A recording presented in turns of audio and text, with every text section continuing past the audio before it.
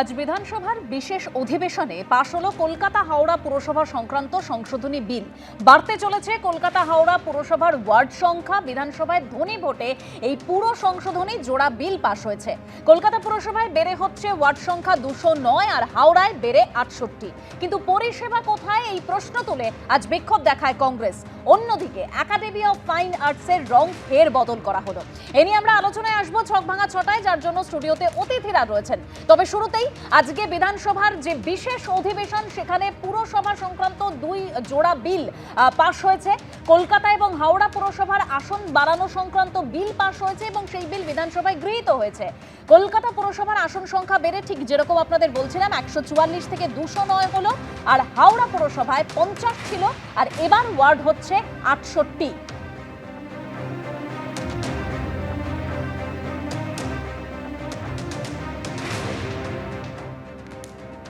Kolkata corporation এবং হাওড়া কর্পোরেশনের আন্ডারে ওয়ার্ড বাড়ানো হচ্ছে। তার কারণ একটাই, যে মানুষ পরিষেবা পায়নি। লাস্ট অনেক সরকার এসেছে, অনেক সরকার গেছে, কিন্তু মানুষকে পরিষেবা দেয়নি। এবং সেটাও দুদিন আগে আপনি দেখলেন, বৃষ্টি পড়েছিল, অনেকটাই বৃষ্টি পড়েছিল, কিন্তু জল জমে সাংঘাতিক রকম অবস্থা হয়েছে। তো এটা লাস্ট কোনো সরকার কাজ করেনি। আজকে বাড়ি বাড়িতে যে জল পৌঁছে দেওয়ার কথা, বাড়ি বানিয়ে দেওয়ার কথা, রাস্তা ইনফ্রাস্ট্রাকচার ডেভেলপ করার কথা, ড্রেনেজ সিস্টেম ডেভেলপ করার কথা, রাস্তার পাশে লাইট ডেভেলপ করার কথা, কোনো কাজ হয়নি। সুতরাং আমরা ওয়ার্ডগুলোকে বাড়াচ্ছি যাতে পরিষেবাটা মানুষ অবধি পৌঁছয়।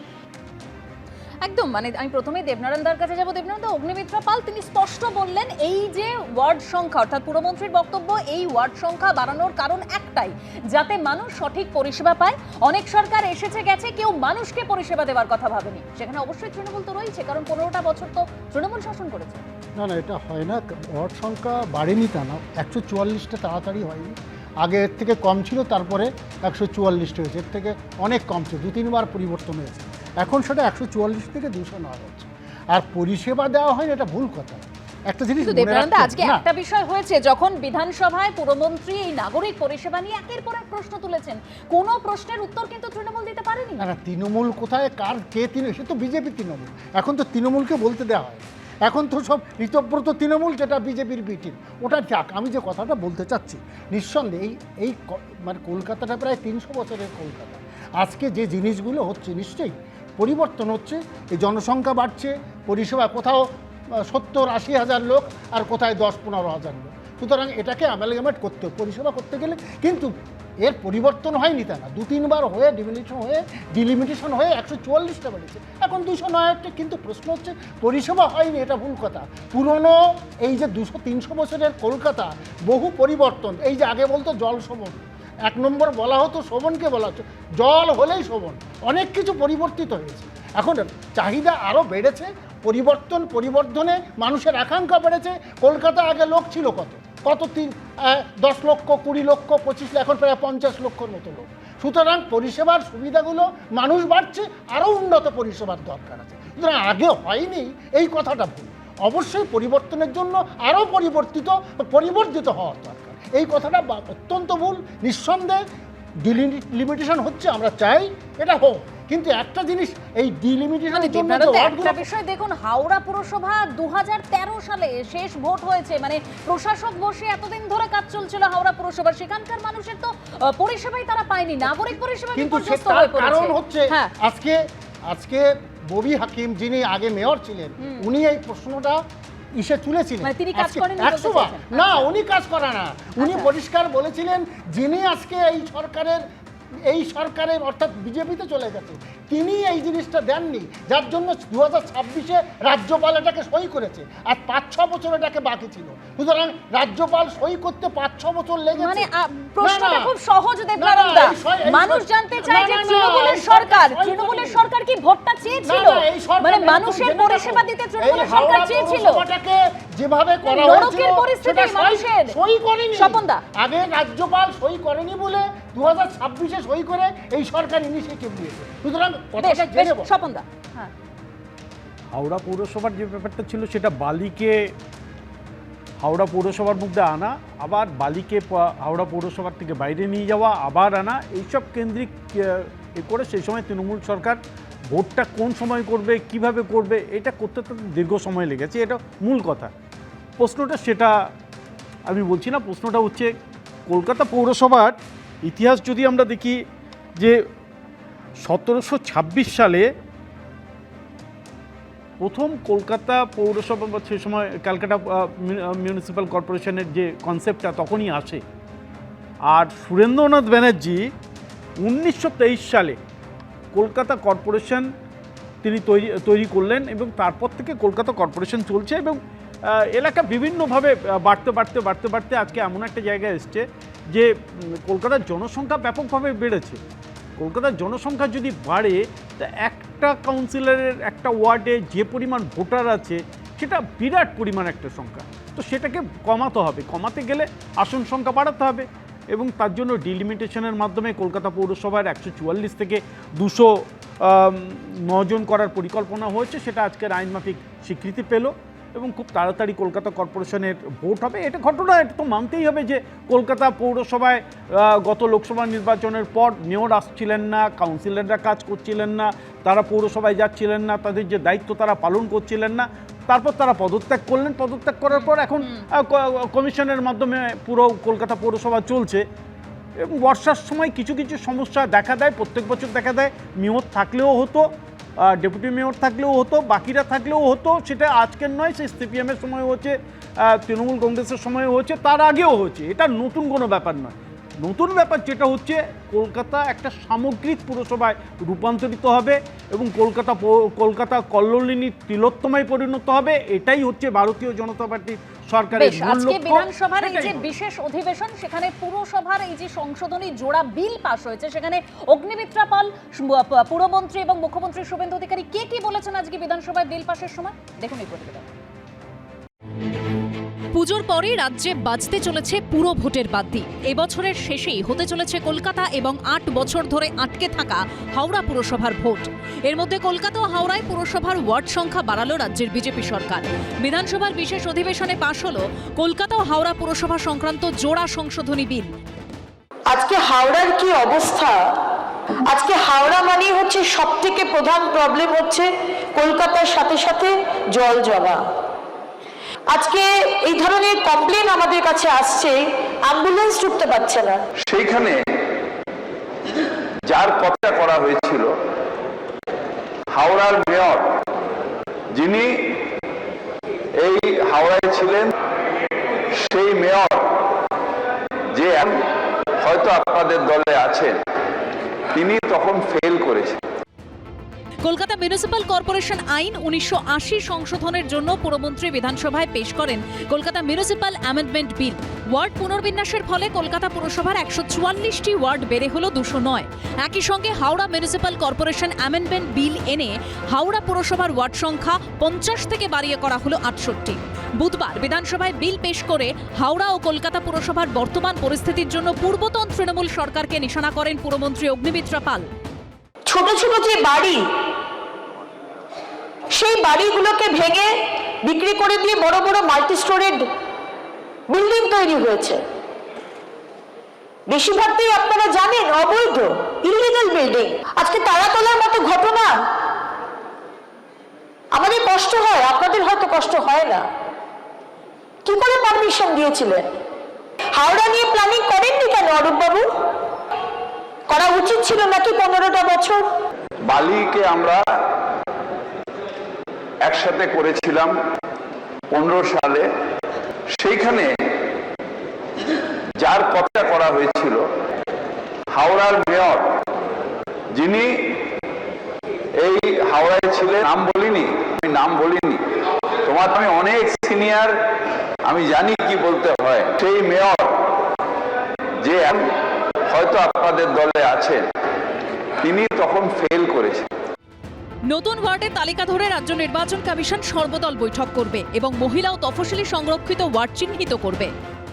এরপরে যে প্রক্রিয়াগুলো হবে সেটা হচ্ছে ওয়ার্ডের বাউন্ডারি, ওয়ার্ডের ভোটার সংখ্যা, জনসংখ্যা ইত্যাদি নির্ধারণ করবে স্টেট ইলেকশন কমিশন এই দায়িত্বটা দেবে আমাদের ল্যান্ড ডিপার্টমেন্ট এবং যারা কলকাতা জেলার প্রশাসনের দায়িত্ব রয়েছে। সেই ড্রাফট নোটিফিকেশনে ন্যূনতম 7 দিন, 15 দিনও দেওয়া যেতে পারে, মানে দেওয়া হয় আর কি, practices. Claim and objection from the common people, দুটো অল পার্টি মিটিং ডাকতে হবে স্টেট ইলেকশন কমিশনকে। কলকাতা পুরসভায় এই মুহূর্তে কোনো নির্বাচিত বোর্ড নেই, প্রশাসক বসিয়ে কাজ চলছে। হাওড়া পুরসভায় শেষ ভোট হয়েছিল 2013 সালে। সব ঠিক থাকলে পুজোর পরেই কলকাতা ও হাওড়ায় হতে চলেছে পুরো ভোট। আশাফুল হোসেন, উজ্জ্বল মুখোপাধ্যায় ও কৃষ্ণেন্দু অধিকারীর রিপোর্ট, এবিপি আনন্দ। আমি এখান থেকে শুভময়দার কাছে যাব। শুভময়দার, জনসংখ্যা বেড়েছে, ওয়ার্ড বাড়বে, তার একটা যুক্তি রয়েছে, কিন্তু এই যে কল্লোলিনী তিলোত্তমার কথা বলছিলেন স্বপনদা, সেই কল্লোলিনী তিলোত্তমার যে কি অবস্থা, কি বেহাল অবস্থা, সেটা আমি, আপনি, সাধারণ মানুষ, আমাদের সহনাগরিক প্রতিটা মুহূর্তে তারা বুঝতে পারছেন। প্রশ্নটা হলো এই জায়গায়, ওয়ার্ড তো বাড়ছে, পরিষেবা কি মিলবে? কারণ আজকে কংগ্রেসের তরফেও এ নিয়ে বিক্ষোভ দেখানো হয়েছে এবং অভিযোগ করা হয়েছে যে নাগরিক পরিষেবা বলে কিছুই নেই। হ্যাঁ, দেখুন, একটা যুক্তি খুব পরিষ্কার যে আমাদের এখানে জনসংখ্যা বাড়ছে, সুতরাং আসন এবং তার যে বাউন্ডারি, তার পরিবর্তন এবং পরিবর্ধন, এগুলো জরুরি আর কি। এই কাজগুলো সাধারণভাবে করার নিয়ম। ফলে সেই জায়গায় 144 থেকে 209 এই যে করা হয়েছে, এর মধ্যে যথেষ্ট যুক্তি আছে।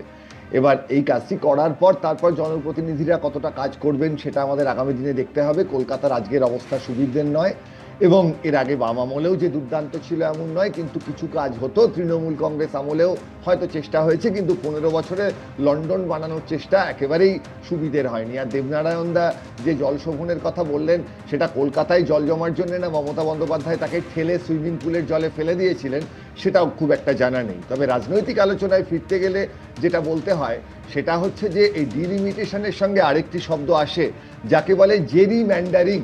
এর পার্থক্যটা কি? ডিলিমিটেশনের কথা যখন আসে তখন সত্যিকারের একটা রাষ্ট্রের উদ্দেশ্যে, মানুষের ভালো করার উদ্দেশ্যে আসন বাড়ানো হয় বা পরিবর্তন করা হয়, ভৌগোলিক সীমারেখা বদলানো হয়। আর জেরিম্যান্ডারিং এর মধ্যে কিন্তু লুকিয়ে থাকে রাজনৈতিক উদ্দেশ্য। যেহেতু আমাদের দেশে একটা সংসদীয় গণতন্ত্র আছে, সুতরাং সেই জায়গায় দাঁড়িয়ে অবশ্যই বিজেপি এখন ক্ষমতায়, উল্টো দলগুলো বামপন্থীরা বা তৃণমূল কংগ্রেস, কোন তৃণমূল কংগ্রেস সেটা গুলিয়ে গেলেও, বা কংগ্রেস, তারা বারবারই বলবে যে এই কাজটা কতটা সঠিকভাবে হয়েছে। মুখ্যমন্ত্রী বলেছেন আজকে সেই কথা যে একটা সময় দেওয়া হবে। এর মধ্যেই বামপন্থীরা কিছুটা প্রশ্ন তুলেছেন যে আমাদের তো এখানে জনগণনা সেভাবে হয়নি, তাহলে কিভাবে ঠিক হলো? এখানে আলোচনা হবে যে বিজেপি হয়তো চেষ্টা করবে এমনভাবে এক একটা জায়গার ভৌগোলিক সীমারেখা ঠিক করতে যাতে তাদের বেশি আসন পেতে সুবিধা হয়। এগুলো গণতন্ত্রের অংশ, অর্থাৎ রাজনৈতিক আলোচনা চলবে, যেটা যারা সুস্থ রাজনীতির মধ্যে আছেন, যে এটা কতটা ডিলিমিটেশন হলো, কতটা জেরিম্যান্ডারিং হলো। আর তৃণমূল কংগ্রেস আলোচনা করবে যে কোনটা কোন তৃণমূল কংগ্রেস, কিভাবে কাকে জলে ঠেলে দিলে তবে জলশোভন বলা যায়, এইগুলো। ফলে পশ্চিমবঙ্গের রাজনীতিকে একটা সুস্থ জায়গায় যেতে হবে। বিজেপি একটা বক্তব্য রেখেছে, তার উল্টো দিকে যারা ঠিকভাবে রাজনীতি করবেন তারা রাজনীতির যুক্তি দিয়ে তার উল্টো কথাটা বলবেন। আমরা চাই তাড়াতাড়ি নির্বাচন হোক, কারণ তৃণমূল কংগ্রেসের এমনই অবস্থা যে তারা বোর্ডটা চালাতেই পারছেন না। ফলে নির্বাচন হোক, যারা ক্ষমতায় আসবেন তারা আসুন, এবং কল্লোলিনী তিলোত্তমা, যেটা স্বপনদা বললেন, নিঃসন্দেহে ভেনিস করে দেবেন না কলকাতাকে আপনাদের রাজত্বে, এইটুকুই আশা আমাদের থাকবে। একদমই, আজকে এই সর্বদল বৈঠক না করেই ওয়ার্ডে পুনর্বিন্যাসের সিদ্ধান্ত নিয়েছে রাজ্য সরকার। কুণাল ঘোষ তিনি বলছেন যে রাজনৈতিক উদ্দেশ্য প্রণোদিতভাবে ওয়ার্ডে পুনর্বিন্যাস করা হচ্ছে, এই অভিযোগ করেছেন একেবারে কুণাল ঘোষ। আমি এখান থেকে শ্রীসেন্দুদার কাছে আসবো। শ্রীসেন্দুদা, এই যে ওয়ার্ডের পুনর্বিন্যাস করা হলো, মানে ওয়ার্ড সংখ্যা বাড়তে চলেছে, এটা কোন কোন বিষয়কে মাথায় রেখে এটা করা হয়? কলকাতা পুরসভার অ্যাক্ট হচ্ছে 1980 সালের, এইটা সংশোধন করে এই ওয়ার্ডটা বাড়ানো হয়েছে। এই ওয়ার্ডটা বাড়ানো হয় জনসংখ্যার তারতম্য, ওয়ার্ড ভিত্তিক যে জনসংখ্যার তারতম্য, ভৌগোলিক অবস্থান এবং অর্থনৈতিক যে দিক বিবেচনা করে পরিবর্তন আনা হয়। 16,000 থেকে 18,000 ভোটার, এই অনুযায়ী এই ওয়ার্ডগুলো 209টা করা হচ্ছে। সেটা দেখতে হবে, প্রত্যেকে সর্বদলীয় বৈঠক করবেন। কিন্তু একটা জিনিস দেখতে হবে যে এখনও তো ভোট হয়নি কলকাতা পুরসভাতে বলুন, আর 13 বছর বাদে হাওড়াতে ভোট হবে, কিন্তু কলকাতা পুরসভার মেয়র থেকে শুরু করে তারা কাজ করছেন না কেন? আজকে নতুন সরকার তো বিধানসভায় এসছে, এখনো তো কলকাতা পুরসভায় তো নতুন সরকার আসেনি কর্পোরেশনে, তারা যে কাজ করছেন না। আজকে এই যে বর্ষা চলে এলো, রাস্তাঘাট শুধু না, আজকে ডেঙ্গি বলুন, আজকে স্কুলের বাচ্চা ছেলেরা তারা স্কুল যেতে পারবেন না বৃষ্টি হলে। তো এগুলো মানে কে একসময় দেখবে? মনে পড়ে যাচ্ছে আজকে- শিশেন্দু দা কাঁদতে কাঁদতে মনে পড়ে যাচ্ছে যে এই মেয়র, কলকাতা পুরসভার মেয়র, তিনি একসময় আমি বলেছিলেন, কলকাতাকে প্রাক্তন বাঁচাতে মেয়র, পারলাম না। আমি কলকাতাকে বাঁচাতে পারলাম না। একদম ঠিক। দাঁড়িয়ে বলতেন, আর আজকে বিধানসভায় তিনি বক্তব্য রাখছেন। তা কলকাতা যে বাঁচতে পারছেন না, সেই মেয়র কোথায় কোথায় সই করছেন না, যেখানে তারাতলায় যেখানে বেআইনি নির্মাণ ভেঙে পড়ছে, আজকে তিনি দেখতে পাচ্ছেন না? তিনিই তো দেখবেন, তিনি তো এখনো মেয়র আছেন, মেয়র তো পাল্টাননি। মেয়র যিনি আছেন তিনি তো দেখবেন যে কি কি অসুবিধে। আজকে জন্ম মৃত্যু তার সার্টিফিকেট কার কাছে নেবে? আজকে যেখানে মানুষ বেশ, মরে গিয়েও কি শান্তি দেবনারায়ণ দা, পাবে না নাকি? দেবনারায়ণ দা, না, সে মেয়র তো মেয়রই উত্তর তিনি দিচ্ছেন। মেয়র তো ওখানে দিচ্ছেন, আর মেয়র তো এখন বিজেপির বি টিম, এখন কি উত্তর দিচ্ছেন তা তোমার বড় কথা না। হ্যাঁ, আমার প্রশ্ন হচ্ছে যিনি উত্তর দিচ্ছেন তিনি তো বেশ কিছু কথাবার্তাও বলেছেন, তাকে নিয়ে বহু মানে তাকে কথা তো মেয়র, শুভেন্দু পুরমন্ত্রী বাবু কোনো বলেছেন। পদ থেকেই তো বাদ দেওয়া শুভেন্দু হয়নি, বাবু তো সব রকমই বলেছেন। পদ দেওয়া একটা হয়েছিল। চিঠি দেখিয়ে তখন তিনি বলেছিলেন বুঝতে সই পারেননি যে টাকা। কলকাতাকে বাঁচানো দরকার। তারাতলায় যে ঘটনাটা ঘটলো সই টাকা, তা তিনি তো সই করে ঠিকই আছেন, দেখা যাচ্ছে বিজেপির বি টিম বলে মনে হয় স্বপনদা, গোপনে চলে আসে। one-liner। সুতরাং উনি কি করছেন সেইটা উনি মানে দেখছেন। শিবির বদল করেছেন বলে তার বিরুদ্ধে ব্যবস্থা নয়, যেরকম বলছেন দেবনারায়ণ দা, স্বপন দা। প্রথম কথা বলে আমি রাজনৈতিক কচলাকচলিতে যাব না। একটা কথা পরিষ্কার বলতে চাই, কলকাতাকে আমরা তৈরি করতে চাই।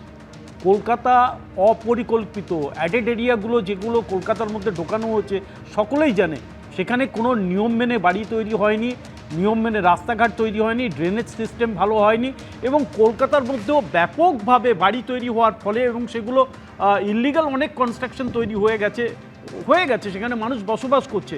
এই ব্যবস্থায় কলকাতার উপর চাপ কমাতে গেলে কলকাতায় একটা পরিকল্পনা করতে হবে, আর সেই পরিকল্পনা করতে গেলে প্রথম তো জানতেই হবে যে কলকাতা কর্পোরেশনের কাউন্সিলর হওয়া মানেই কয়েক কোটি টাকা সম্পত্তি তৈরি করে নেওয়া, আর সেটা এই কিন্তু কলকাতাতেই জলা জমি কিভাবে ভরাট হয়েছে, একের পর এক বিল্ডিং তৈরি হয়েছে, বেআইনি নির্মাণ হয়েছে, সমস্ত কিছু হয়েছে, টাকার খেলা পুরোটাই আমরা দেখেছি।